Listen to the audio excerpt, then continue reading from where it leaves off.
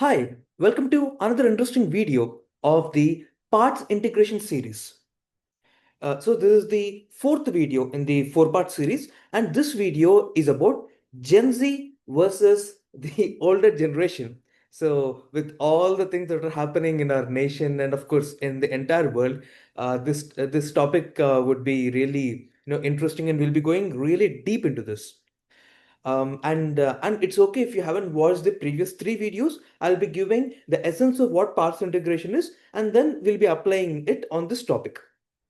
And so before we start the topic, I'm Vedavyas. I'm the founder of Y3 community, and I'm an integration scientist. And also I'm an certified NLP master practitioner. Now, as I told, this video, Gen Z is a core discussion topic in this video, but I would like to emphasize that this is more about generational evolution. So this is not necessarily about Gen Z. Certain fundamentals that we'll be discussing in this video, they will be applicable to, let's say I'm a millennial. So in my evolution, so the evolution of the millennials, it is applicable. Now there is Gen Alpha and further generation. So this is applicable for any generational evolution. So the fundamentals remain the same, but for the discussion's sake, in order to explore, we'll be taking Gen Z as a reference. So that is why the tagline of this video is a parts integration view of the generational evolution. Okay. Um, okay, now that we looked at this, now let us understand who this Gen Z are, especially for those who don't know exactly or would like to understand more from a data perspective, from statistics perspective. I'll quickly tell about Gen Z, and then we'll go deeper into the topic. Let me share my screen. Okay, so as I told, we are in the fourth video, Gen Z versus older generations. Um, and okay, I just told you about Gen Z as an example. And okay, so what is Gen Z? Now, again, these exact numbers may be a little different. I think some people will say 1998, but it will be somewhere around. So the folks who are born between 1997 and 2012, we call them Gen Z. So what are the special characteristics of the Gen Z? So one very striking feature is they are digital native generation, which means, so from a very early age, they grew up around, with the smartphones around and social media and high speed internet. So all these things have been happening.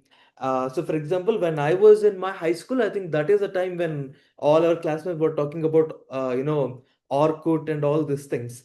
So for the Gen Z, it would be in a very early age. They would have seen all the social media and all these things building around. Um, and uh, and if you have seen news, and if you have some touch about these things, you would have seen certain news articles and stuff about Gen Z. So for example, again, there are many surveys. I just took one as an example. So there is a Deloitte global survey about the Gen Z, and so it says that, again, this is a very important thing, because in the previous generations, promotions is given a lot of importance, and going to the, like a very senior leadership position is seen to be very, very, very important. So for example, in my family, all the elders, so they give a lot of importance to high position. So that is very important. But in this survey, it is seen that Gen Z's perspective is very different. So they are prioritizing, a certain balance of financial security and meaning and well-being over promotions. Um, and also the kind of expectations that they have, or they are prioritizing learning, mentoring, flexibility, be it flexible work hours and that kind of flexibility. And also, they are looking into what is the workplace culture. So, for example, if they're joining a company or if they're transitioning into another company, they're doing some inquiry. Okay, how is the kind of workplace culture there? So the trend is, it is shifting. So all these kinds of things are happening with respect to Gen Z. And now, recently, so I'm making this video in July 2026. So at this time, the CGP and the whole thing has been going on as a nationwide movement, known as, people are calling it the Gen Z movement. So again, a very quick context about it. How did this originate? It's originated mainly around the neat paper leak, and soon it is getting expanded into broader discussions on education and reforms and governance and all these things. So by the way, this video is not about either supporting it or against it. It is not about the CGP protest. It is about the psychology behind such movements. So we'll be going deeper into the psyche of, as I told, not necessarily Gen Z, but about the generational evolution. Now, again, before we go deeper into the parts integration, applying parts integration in this topic, I'll give a very quick context about what is parts integration. Again, as I told, this is the fourth video in the series. In the previous videos, we looked at the parts integration, and I gave Y3 system as an example of parts integration.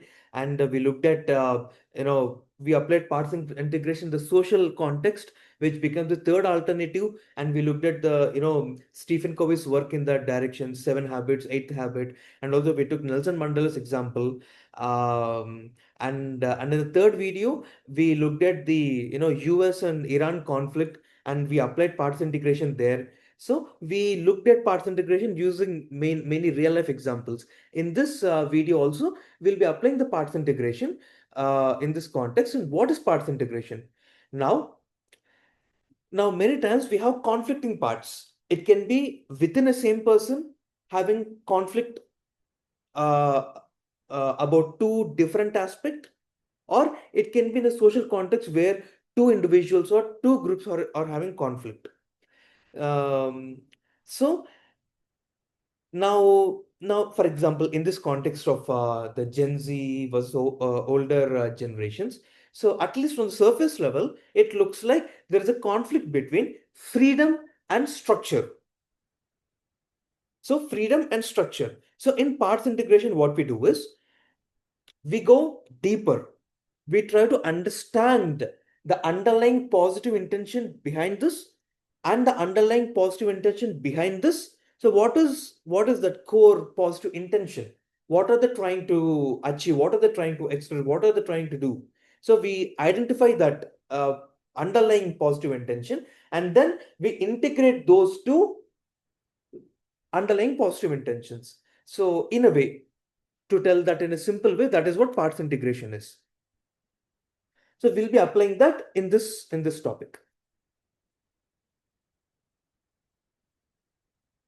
Okay, so we'll be going deep, right? So in this context, we'll be zooming out to see the bigger picture, and then we zoom in to go deeper into certain parts. So we'll be doing this zooming out and zooming in. Okay, so um, so in the context of zooming out, there is something which is very key at a very core level. In this video, we'll be looking at a certain thing called evolution.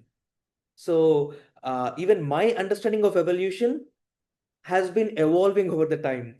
Uh, so we'll not be going very deeper into evolution in this video, because that is a very whole lot of thing out of there.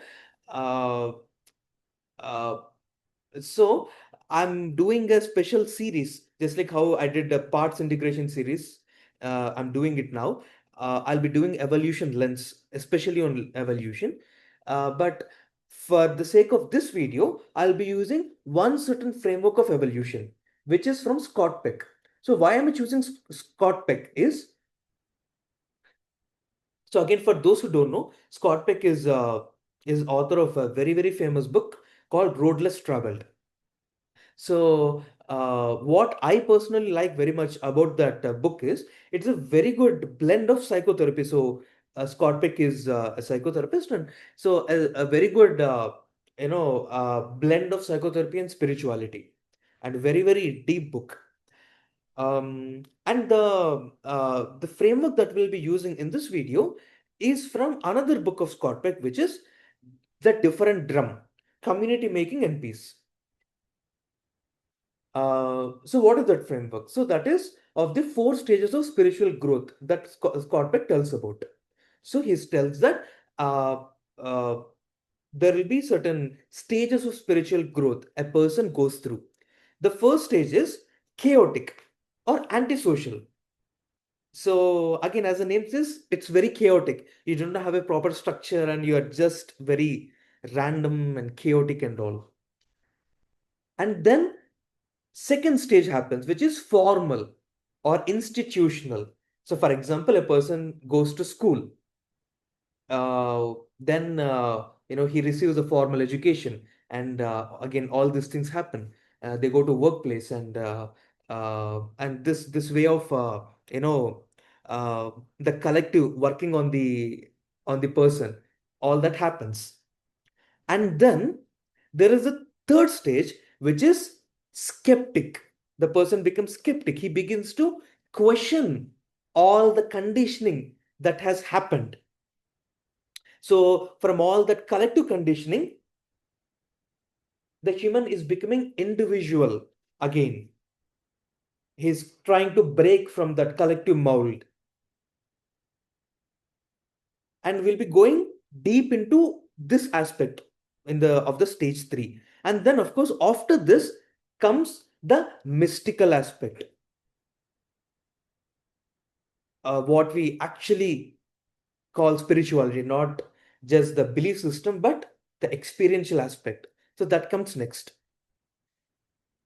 And so if we go deeper into the stage 3, again, to understand this deeper, I took some examples of both present and past.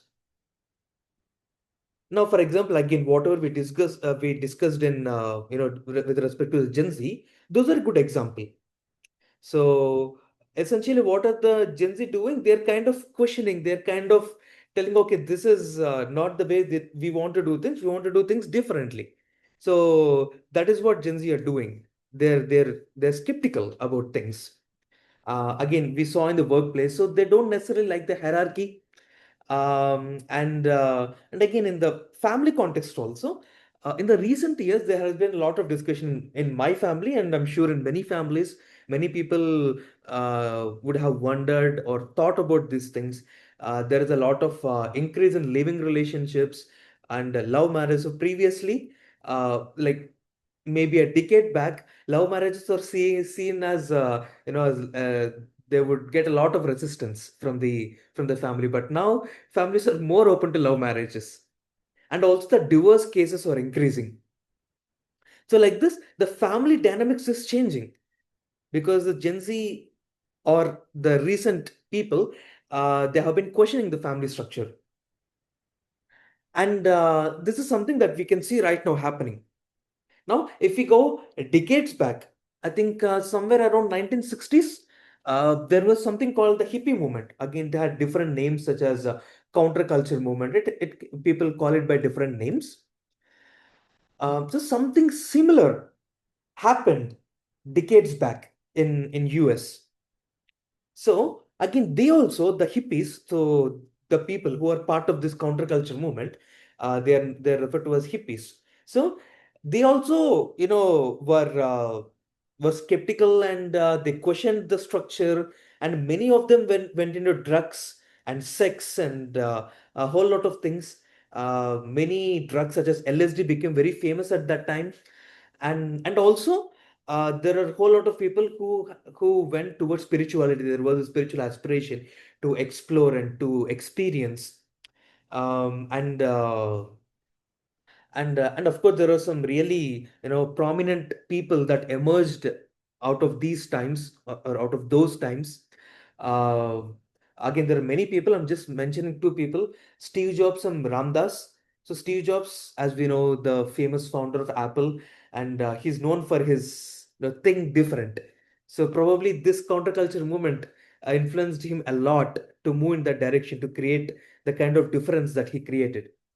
And Ramdas. So he was a well-educated person. I think he was professor of a prominent university, and he was also into the LSD.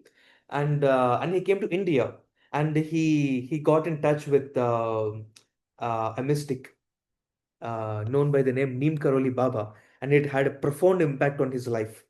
And then he went back to the West, and he created a spiritual wave in the US. And in fact, Steve Jobs is also influenced by Ramdas. And Steve Jobs also wanted to meet Neem Karoli Baba. But I think by the time he wanted to meet Neem Karoli Baba in India, he already left his body. So, but anyways, so some very interesting things happened in that context. A lot of chaos, lot of, mm, but a lot of interesting things as well. So why am I mentioning these two is what we are seeing in the Gen Z movement right now, and what happened in the hippies on a fundamental level. If you see the patterns on a fundamental level, the same psychological movement is happening and has happened. Um, it kind of, as I told, there's a generational evolution, and we see these movements happening all along. But to give a very striking example, I took this. Now, now many there are people, especially who are on the elder side, um, they get certain aversion towards this stage three, becoming skeptical.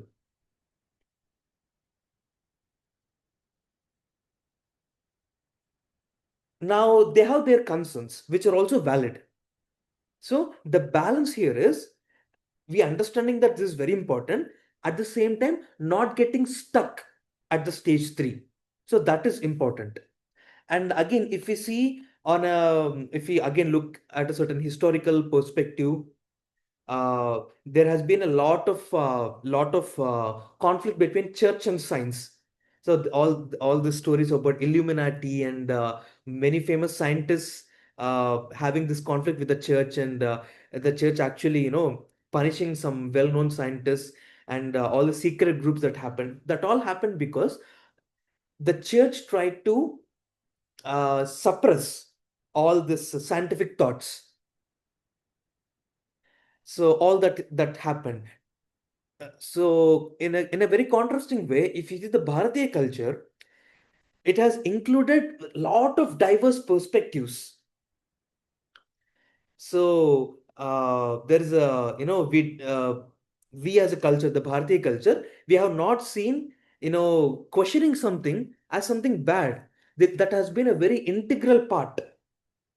Even various scriptures, for example, if you take Bhagavad Gita, Arjuna asks questions to Krishna.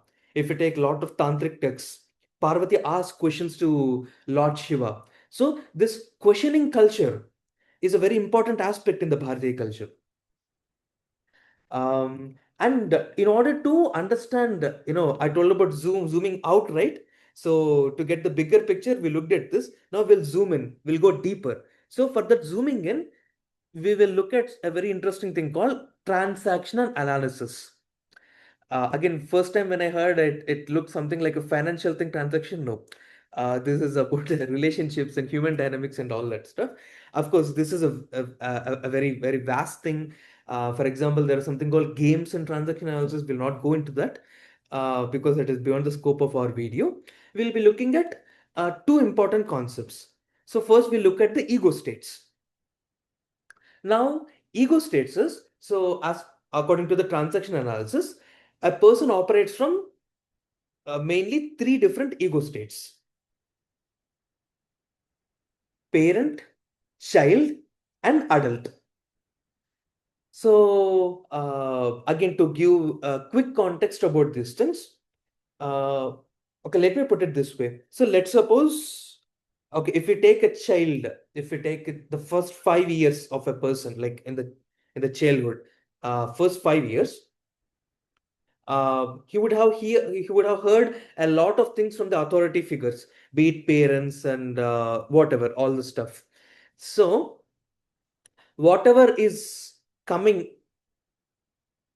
from, again, it is not necessarily from their words, but from their gestures also. All that part is stored in a certain part of a person, which we are referring to as a parent. All that is stored. At the same time, there is a feeling part. So, for example, uh, a parent a parent scolded. Okay, it not necessarily parent, let's say teacher or someone scolded. Okay, you are an idiot. So those words, that way of expressing, those gestures, you are an idiot, that is stored in a part in the person. And when the child is getting that scolding, be it the fear or be it that sadness or that feeling part, is stored in another place, which is what we're referring to as the child. And a lot of this parent and child is formed mainly in the initial years, let's say first 5 years, something like that. A lot of that is formed. So, so parent and child. Now, let me give some examples. So, for example, again, so, okay, to give more clarity about this, now whatever is stored as the parent in me, now if I operate from that mode, it means that I'm operating from the ego state of parent. So, for example, there is a very funny meme kind of thing in Telugu. Uh, so, there is this girl, again, I don't know exactly, saw somewhere online. She's kind of scolding other, I think, fellow classmates or something. Chadukonde mundu. Uh, it means like first read, first focus on studies. So, that girl, so in that context, that girl is operating from the parent ego state. First read. So maybe she heard them from her parents or from her teacher or from somewhere. So she's operating from the parent ego state. So uh, so there can be many things that we can do while we are operating from the parent ego state. So maybe we can say, okay, like reputation is everything. Maybe we can take that kind of a stand. Something like that. Now, to give an example of child, let's say a teacher asked some question in the class, and the student is unable to tell that, and all the classmates are laughing at him. So, in that context, that person is experiencing shame. So, that ego state is the child. So maybe when he was very young, he experienced this shame because of whatever his parents or the teachers told. Now he's experiencing a similar kind of emotion. We have the baby, and uh, baby initially, it cannot roam around. It is just in one place. I think after a while, maybe after 3 months or something, it can roll around. And as the baby is growing, at some point, it begins to walk. Again, it's not an immediate process. It is lying down, suddenly it is walking up. No, there is a lot of process that is involved. It will try to, understand balancing and try to stand up on legs. Again, it doesn't work. It tries to maybe take support and all these things. So at some point, it begins to walk. So doing something independently. Till that time, the parents are around, everyone is around. They're trying to do everything. But now the baby starts to walk. So that is probably one of the first what to say first signs of emergence of adult. So adult is doing things uh, by our own, one way to put it. So that is the evaluation part, that is the exploring part. which is beyond or which is separate from the parent and child. So, for example, in this context, we looked at reputation, right? So, parent is like reputation is everything. Child is like, ayo, my reputation is damaged. Oh, I don't like this. Ayo. That is like child. Now, adult is now it looks around and it explores, and adult sees, okay, there are actually some people, some amazing people, and they're not prioritizing fame and reputation and all these things. So maybe this is really not everything. Slowly, by exploration, it is understanding this dynamics. And then maybe it completely neglected reputation, but again it kind of explores more, and then it understood, okay, maybe it's not everything, but we should actually build a personal brand for ourselves. That is also important. It has its place. So this kind of exploring and understanding and evaluating, so this is the adult mode.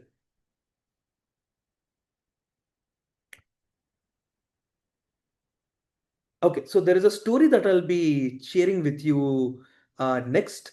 Actually, this is a conversation that I had with a Gen Z person, a Gen Z female. I think she is around 22 years. So again, in the last 3 months, I think it's been around 3 months, I made the last video, and I've been thinking to make some video around this topic, and I've been having some really, I don't know to call them interesting conversations, difficult conversations, or like putting myself in different difficult situations and all. Anyway, I like doing experiments, but anyway, all these things are happening. I have been having many conversations, and one conversation, it was really striking for me. I think this happened a few weeks back, and that is when I felt okay. Now I think I'm ready to make this video. So I was having conversation with this person, and there are some things that I there's some very interesting things that I observed. One thing is, she was very open about sexuality and all.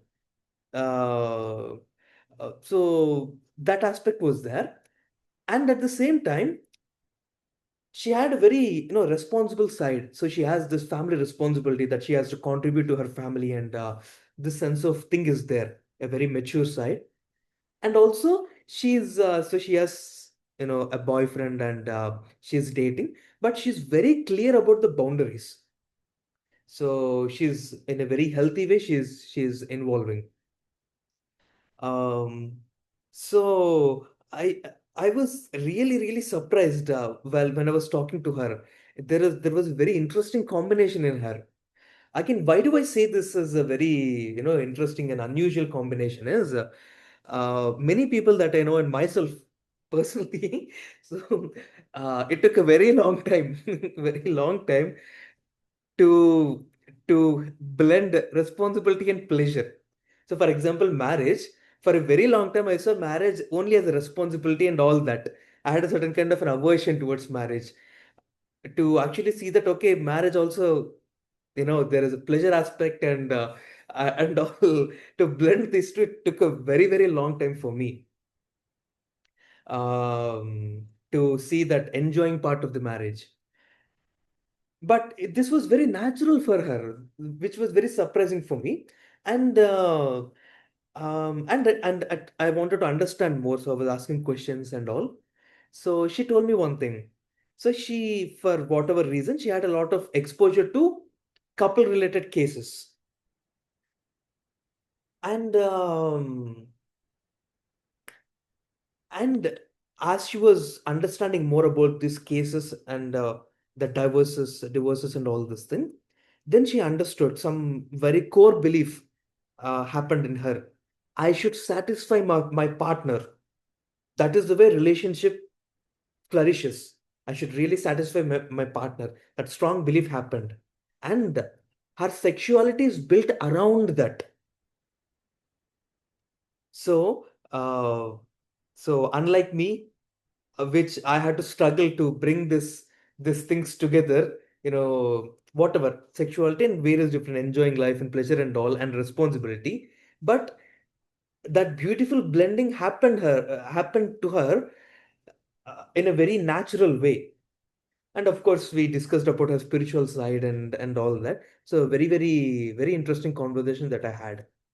Now, no, so in this context, now her sexuality is not because someone told, okay, you should. It's not just the sexuality, of course, about various things about her life. It's not that someone told her, be like this, you should be like this. No. And it's not just she's going with her impulses. Not that also. See, she had some good exposure. She evaluated and she built her own logic. That is adult.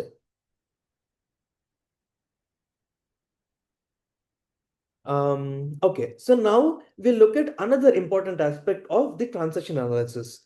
So we looked at the ego states, right? Now we looked at life positions. So, um, so again, this is a deep concept. I'll just try to give a brief overview of this. So, there are four life positions that a person can take.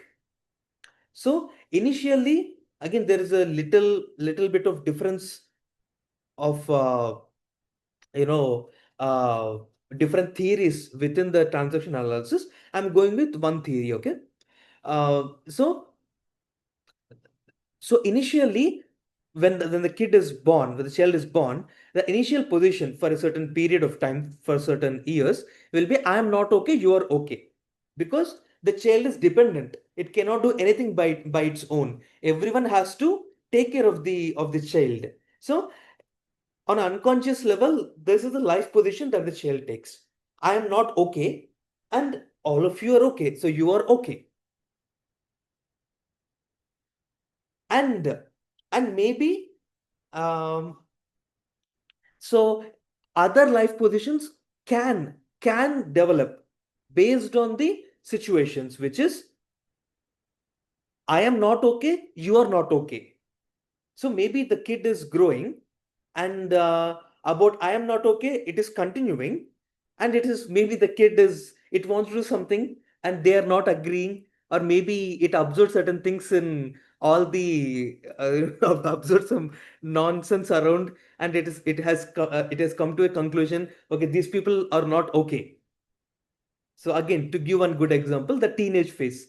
So the teenager having conflict with authority figures, something like that.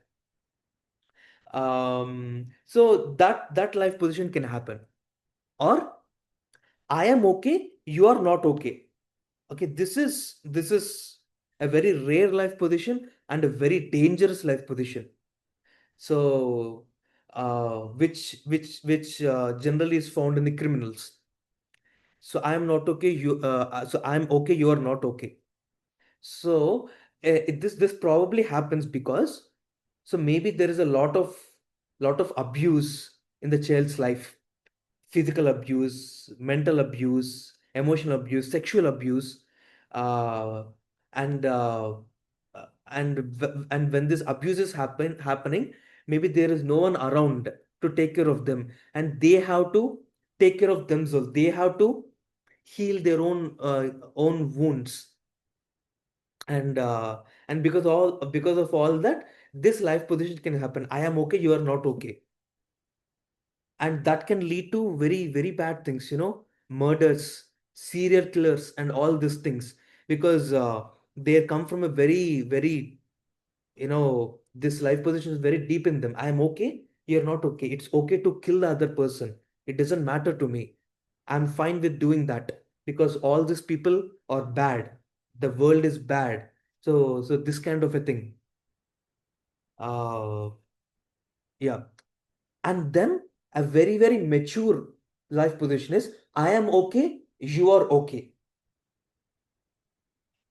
So again, when we say I am okay, you are okay, it's not that we are justifying everything around, and we are not justifying everything that we are. uh, so there is a fine line between you know acceptance and justification of nonsense. So for example, a person is making some mistake, let's say. Now we are making a distinction between what they're doing, their behavior, and their innermost core, their potential, what they can be. So when I say that person is okay, I'm not justifying whatever that person is doing. It's just that I'm accepting that person the way they are, and I'm seeing the possibility that they can evolve into. So I'm just making that distinction clear when I say I'm okay, you're okay. So now to understand this again in a better way, let's take an example. So this story about father and son, it comes from Stephen Covey's wonderful book, Seven Habits of Highly Effective People. Um, so Stephen Covey, I think it's very intimate sharing that he tells. So at some point, his son is not doing well, in academically, socially, sports, and he's not doing well. And then Stephen Covey and his wife, they were encouraging the child. They were telling, you can do it, keep it up. And if someone is coming and like laughing at this and this at their son, they would tell, okay, leave him alone, give him space, and all these things. But all of that is not working. And then Stephen Covey and his wife, they go deeper, and they understand that they thought they were helping, but they were actually protecting their own self image as parents. That is where this is coming from. So once they realized, they they work on themselves, they do the inner work in their own way through faith and prayer. And then, in Stephen Covey's own words, gradually this change happened in them. So we saw within him layers and layers of potential that would be realized at his own pace and speed. So once they made this inner change within themselves, naturally, certain external change began to happen. The son also gradually began to improve because now, on an unspoken level, they are sending certain message to the son. We don't need to protect you. You are fundamentally okay. So, uh, the thing, whatever we discussed, the life positions, it is very deep. So out of this position, our behaviors, our communication, and our decisions, many things happen both on spoken and unspoken level. So that is very important. Okay, so now if you have to come to a conclusion, um, so for the youngsters, for the Gen Zs, so this would be the message to you: become adults, get into the adult zone. So for example, there is some tradition. So don't just reject it, and you test it and understand it, and whatever works, you take it, you integrate that, and also you get into this position about I'm okay, you are okay, and it takes work, of course, and for the elders. So don't reject questioning simply because it is uncomfortable. so uh, so instead of trying to extinguish those questions, you guide them and nurture them.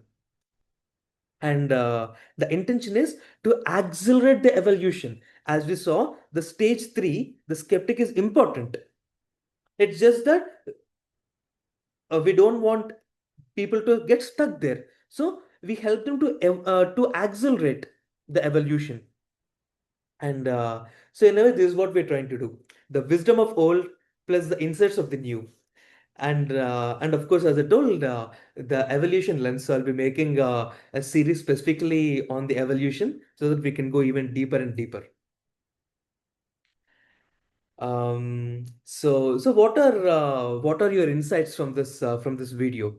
You can please share in the comments below. And if you found this insightful, please do share with your friends and family in your circles. So all the very best. Namaskaram.